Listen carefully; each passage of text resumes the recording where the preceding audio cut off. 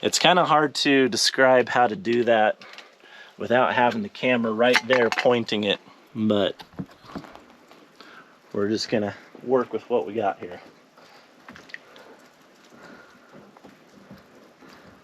I'm flexing that head out away just barely and line it up with the hole on the air manifold, and it just slides right in. Once it's in, I can turn on the jets and I'll test it just to make sure everything's whipping up and down like it's supposed to.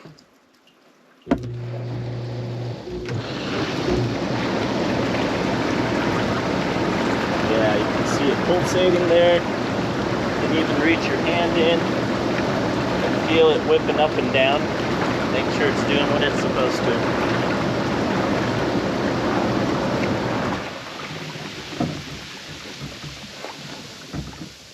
And then we'll just put everything back together.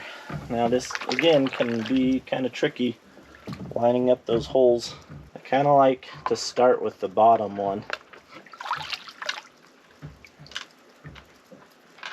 Stick my screw in there. I'm going to stick the screwdriver in the screw. And then you just kind of got to eyeball it for wherever that hole is.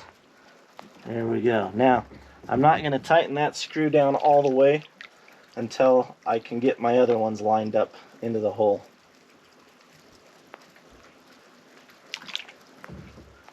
That one went in real quick.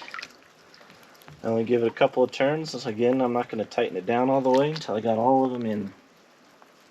There we go. Okay, now I'm going to tighten them down.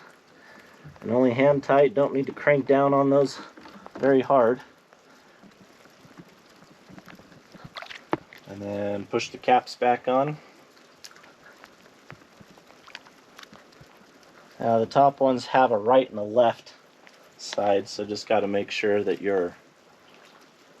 it's kind of beveled in the right direction. Okay. I noticed back here on the cover lifter the screw's starting to back out, so I'm just going to drive it in.